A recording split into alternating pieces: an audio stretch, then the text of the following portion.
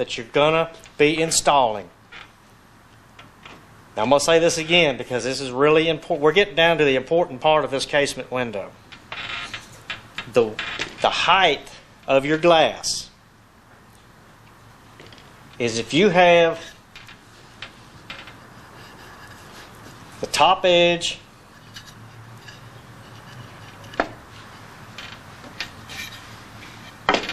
I'm going to turn this around.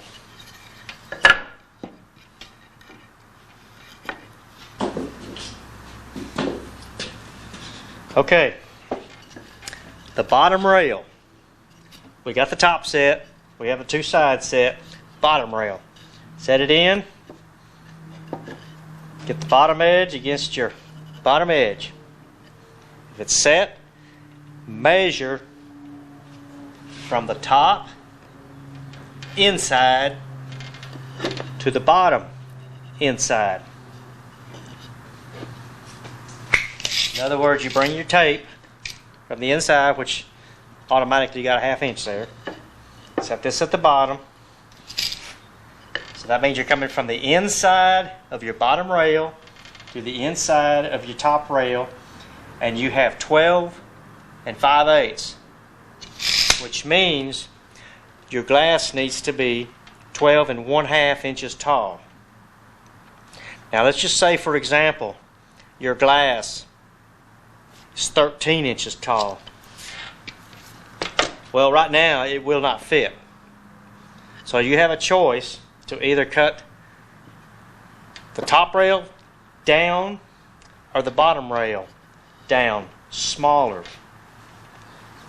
So what you do, you put your mark on the side.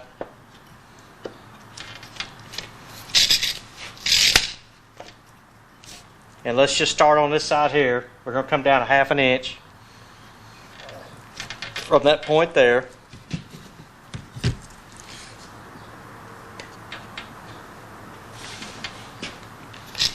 So in other words, we're moving this bottom rail. This bottom rail can move. It can move up or it can move down. We need to determine the inside distance for our glass. So as we're moving this up or down, we're increasing or decreasing the height of our glass.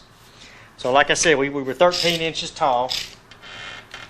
We don't move the top rail. It stays. We move the bottom rail to where our tape would come from the inside edge here, right there, to the top edge of our top rail, which should be 13 1/8. That'll give us 1/16 of an inch clearance at the top, 1/16 of an inch at the bottom.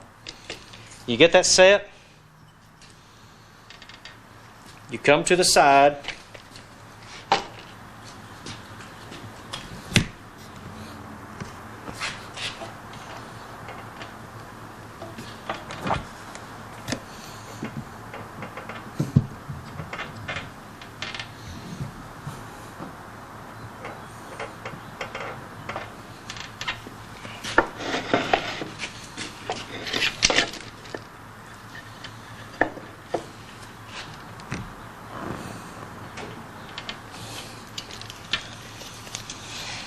okay, we come to the side, we put a mark on the edge right there. Okay, I hope you can see that all right. Now what we need to do is we need to rip this piece down on our table saw that much so that this edge, the new edge, bottom edge, will be flush with the bottom edge of our stile.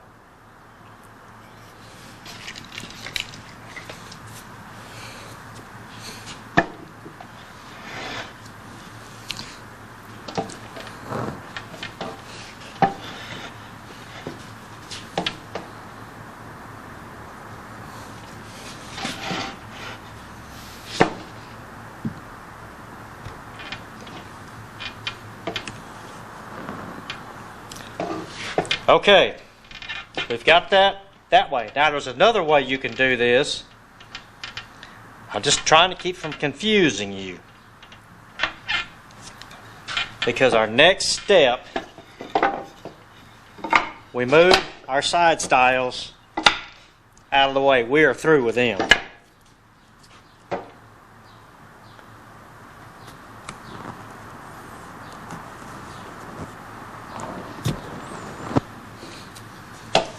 We have not moved our guide or the height of our blade. Do not move. Once you do these, once you cut out this rabbit, you don't want to move either one of those just yet. The only thing we're going to move is we're going to raise this blade up. We've got to come up and cut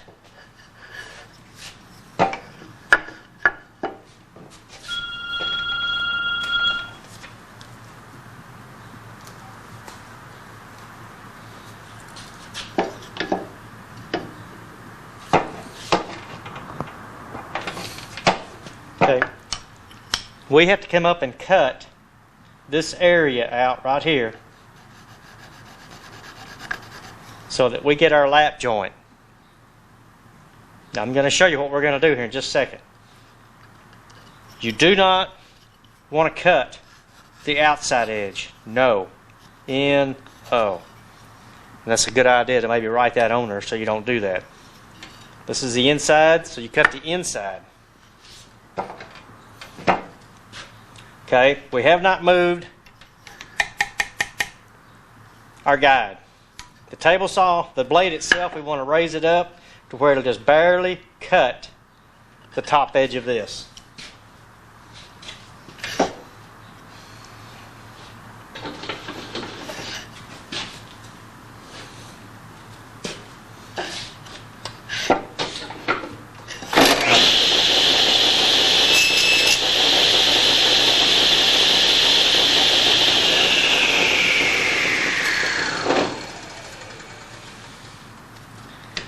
And now what I'm going to do, I'm going to freehand this so that you'll see, and you should use your slide that comes with your table saw so that you have complete control so that this thing does not kick out. I'm not using that slide just to give you clear view of what's happening here. Don't you dare try this without using that guide.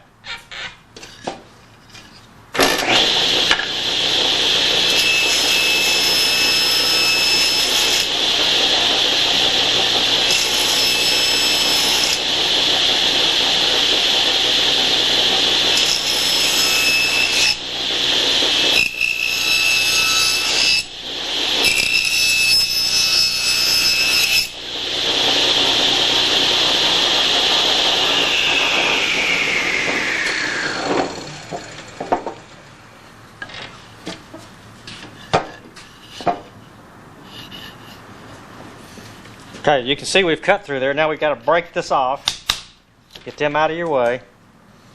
And now we're going to finish cleaning this edge up.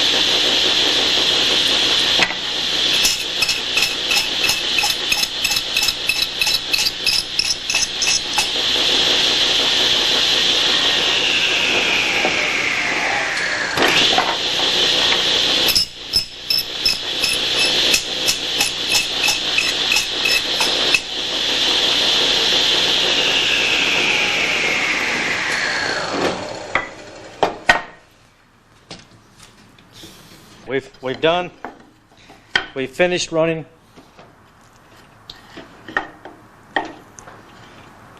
We finished running these through the saw. We flip them over, set them in, and you can see we've got a real nice straight lap joint. Alright, now we still haven't milled these edges. You're going to have to hang on now, because unless you have professional equipment set up, you can't cut these. We're just doing it a very simple way to where you can do this on your own. Okay, we've got our lap joint here. We'll check our other one. Okay, see, we've got both our joints in there. We've got a nice, really nice joint. That's called the lap butt joint. Or you can call it a butt lat joint. It don't matter. Now we got the upper one that does the same thing. The reason that you cut these the right width, before you go through and do this part on the table saw, is that if you had to trim it down again, then you'd have to redo it on your table saw. And you don't want to do that because you might accidentally move your guide to do something else. So be aware, this is why I was telling you, you want to get the width of the glass, the very first thing. Now your side stiles, you can cut down whenever. You know, these can be a foot longer because we don't have to do any kind of a rabbet or mortise or anything on these ends. Okay, now we've got these two set and we're done.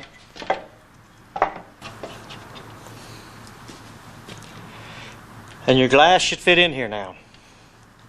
If for some reason your glass, that one of these upper or lower pieces needs to make the glass is too big for your frame, in other words, as far as the height, we know the width is going to work regardless. If the height needs to change, you can cut your lower or upper rail down, move it around until you get the height of your glass that you need. Once you get that, then you just measure or mark it, put your mark like we did a minute ago, such as we did here a while ago. We put that mark on there. Then you just cut that down, put it back together, then your frame is done. Now we're just going to screw these together.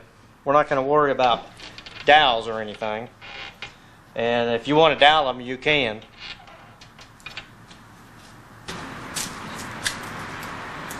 Okay, you can see what I've done. We've got a piece of particle board that we know is square. We take our frame, and as you can see, we clamp it down to the table. That way we know when we're finished with it, it's square. Now you want to make sure you put a little glue on there, not that it's going to matter because glue won't hold up after a couple of years. It eventually fails. That's why you want to use dowel or screws, either one. You can see what I've done.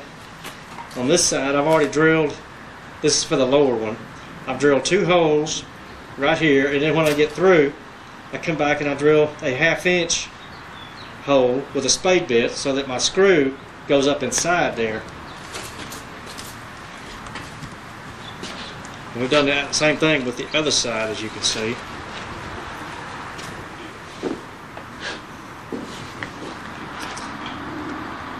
And you want to make sure that you screw in far enough so that the screw head won't be exposed. So if you go down 1/2 inch, something like that,